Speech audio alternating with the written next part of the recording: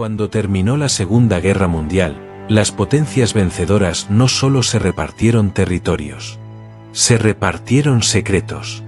Secretos aeronáuticos que cambiarían para siempre la historia de la aviación militar. Lo que estás a punto de descubrir es que los aviones de combate más temidos de la Guerra Fría, los que protagonizaron las batallas más sangrientas del cielo, no nacieron de la imaginación americana o soviética. Nacieron de los archivos secretos de la Alemania nazi. ¿Estás listo para saber cuáles? No cierres esto, porque esto apenas comienza. El caza que redefinió la Guerra Fría, MiG-15. El MiG-15 realizó su primer vuelo en 1947 y se convirtió en uno de los cazas más importantes y más temidos de los primeros años de la Guerra Fría. Pero hay algo que muy pocos libros de historia te cuentan.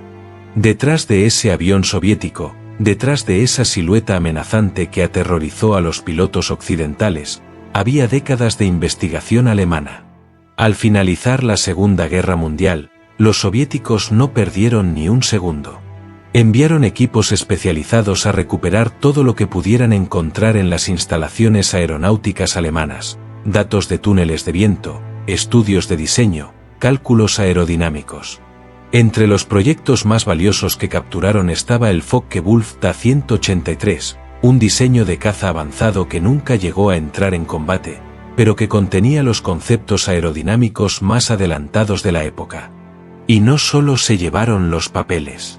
Bajo la operación Oso-Aviakim, los soviéticos también trasladaron hacia el este a especialistas alemanes, ingenieros que conocían de primera mano los secretos de esa tecnología.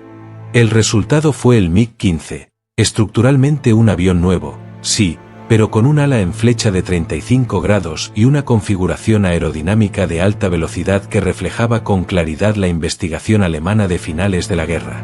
Sin esa información capturada, el desarrollo del MiG-15 habría tardado años más. Con ella, los soviéticos dieron un salto tecnológico que nadie en Occidente esperaba. El caza olvidado que copiaba a Alemania sin disimulo, la A-15. Mientras el MiG-15 se llevaba toda la fama, existía otro caza soviético que voló en paralelo y que, si cabe, era aún más revelador. El Lavochkin La-15, cuyo primer vuelo fue en 1948, mostraba una semejanza tan evidente con el Ta-183 alemán que resultaba imposible ignorarla. Después de 1945, los soviéticos habían obtenido los documentos de diseño del Ta-183 y sus cálculos aerodinámicos completos.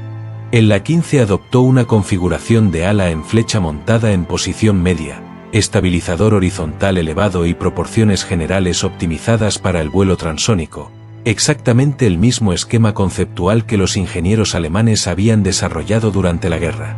Si bien fue rediseñado internamente y equipado con motores soviéticos, la filosofía aerodinámica que lo hacía funcionar venía directamente de los estudios de caza alemanes capturados. Era, en esencia, una idea alemana con pasaporte soviético. El sable americano que nació en Berlín, F-86 Sabre. Y si crees que esto era solo cosa de los soviéticos, prepárate para cambiar de opinión. El F-86 Sabre, el gran caza americano, el símbolo del poderío aéreo de los Estados Unidos durante la Guerra de Corea, también tiene una deuda enorme con la ingeniería alemana. Al principio, el diseño original del F-86 contemplaba un ala recta, convencional, sin nada especialmente revolucionario. Pero en 1945, los ingenieros estadounidenses accedieron a la investigación alemana de ala en flecha de Messerschmitt, incluyendo datos relacionados con el proyecto P-1101 y experimentos en túneles de viento de guerra. Lo que encontraron los dejó sin palabras. Los alemanes habían resuelto uno de los mayores problemas del vuelo a alta velocidad, la compresibilidad y la resistencia transónica. Con esa información en mano, North American Aviation tomó una decisión radical. Desechó el diseño original y rediseñó completamente el XP-86 con un ala en flecha de 35 grados. Ese cambio, ese giro de timón en el proceso de diseño, fue inspirado directamente por los hallazgos aerodinámicos alemanes. El resultado fue un avión capaz de competir en igualdad de condiciones con el MiG-15 en los cielos de Corea. 2 cazas enfrentados en combate. Ambos hijos del mismo padre, la Alemania nazi derrotada. El secreto nórdico que pocos conocen, Saab 29 Tunnan. Suecia se mantuvo neutral durante la Segunda Guerra Mundial. No combatió en ningún bando, no sufrió ocupación, no perdió ciudades. Pero eso no significó que permaneciera al margen del conocimiento que la guerra había generado. Después de 1945, los ingenieros de Saab estudiaron los datos de túneles de viento de proyectos Messerschmitt como el P1101. Con esa información, desarrollaron el Saab 29 Tunnan, que voló por primera vez en 1948. Su ala en flecha de 25 grados no fue un capricho estético. Fue una solución técnica directamente derivada de la investigación alemana para combatir los problemas de compresibilidad transónica. El Tunnan no copiaba ningún avión alemán concreto, pero su lógica de diseño, la razón por la que funcionaba bien a alta velocidad, venía de los mismos datos que todos los demás habían capturado. Suecia, el país neutral, también bebió de la misma fuente secreta. El motor heredado de los vencidos, Yak 15. Hay historias de influencia. Y luego hay historias de herencia directa. El Yak 15, que voló en 1946, pertenece a esta segunda categoría. Este caza soviético no se inspiró en tecnología alemana. Directamente utilizó tecnología alemana. Su motor era el RD-10, una versión soviética del turborreactor Yankes Humo 004. El mismo motor que impulsaba al legendario Messerschmitt Me-262, el primer caza a reacción operacional de la historia. Los ingenieros del Buró Yakovlev tomaron ese motor de origen alemán y lo instalaron en el fuselaje modificado de un Yak 3, un caza de pistón de la Segunda Guerra Mundial. El resultado fue un híbrido fascinante, una célula soviética de la era del pistón propulsada por el corazón tecnológico de la aviación alemana. No había metáforas aquí. Era literalmente un motor alemán dentro de un avión soviético.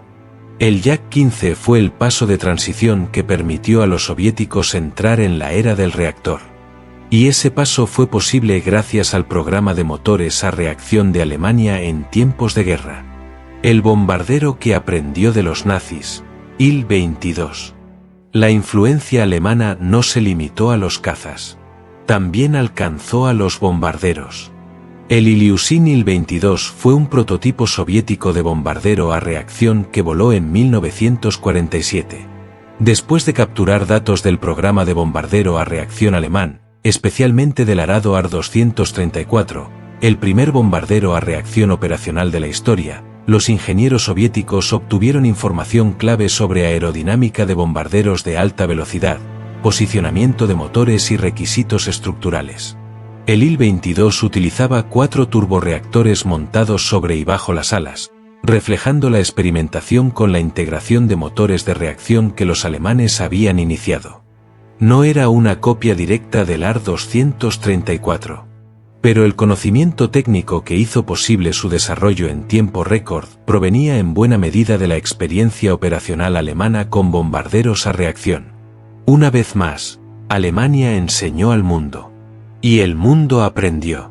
El ala delta que cruzó el Atlántico, con Bair F-102. Ahora cambiemos de continente. Porque si hay un nombre que conecta el programa aeroespacial americano con la investigación alemana de guerra, ese nombre es Alexander Lippisch. Este aerodinámico alemán dedicó años durante la Segunda Guerra Mundial a investigar las alas delta y las configuraciones de aeronaves sin cola. Sus trabajos culminaron en diseños como el planeador DM-1, una máquina experimental que nunca llegó a volar en combate pero que concentraba décadas de conocimiento sobre el comportamiento de las alas delta a alta velocidad. Cuando terminó la guerra, el planeador DM-1 incompleto cayó en manos americanas. Lo que hicieron con él fue trasladarlo a los Estados Unidos y someterlo a una batería exhaustiva de pruebas en túneles de viento americanos. Los datos obtenidos validaron el rendimiento del ala delta a altas velocidades. Y esos datos influyeron directamente en el programa del Combair F-102, el primer interceptor operacional de ala delta de los Estados Unidos, que realizó su primer vuelo en 1953. La herencia de Lippisch volaba sobre los cielos americanos. El bombardero supersónico y su secreto alemán, Combair B-58. Pero Lippisch no solo influyó en los cazas. También dejó su huella en el arma más poderosa del arsenal estratégico americano. El Combair B-58 Hustler, que voló por primera vez en 1956, fue el primer bombardero supersónico operacional del mundo.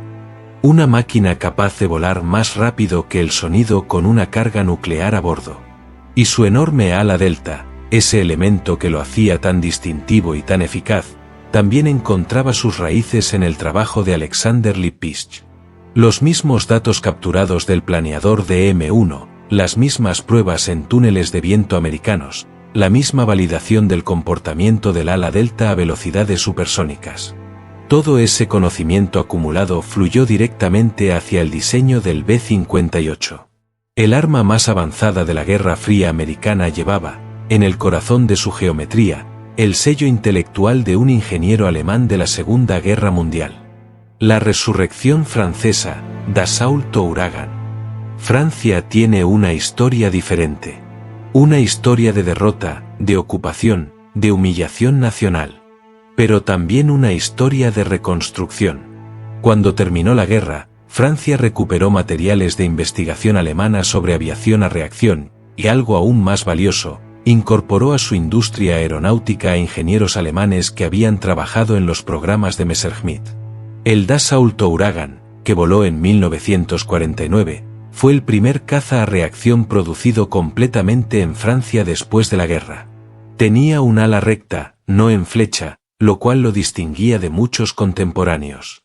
Pero su proceso de desarrollo, su integración de sistemas, la experiencia acumulada que permitió construirlo, todo eso se benefició del conocimiento adquirido a través de los programas de aviación a reacción alemanes de la guerra. El Ouragan representaba la reconstrucción de una industria aeronáutica nacional. Y esa reconstrucción fue posible, en parte, gracias a los secretos que la ocupación alemana había dejado atrás. Bombardero que los soviéticos completaron para Alemania, Yankes F-131. Este es, quizás, el caso más extremo de todos.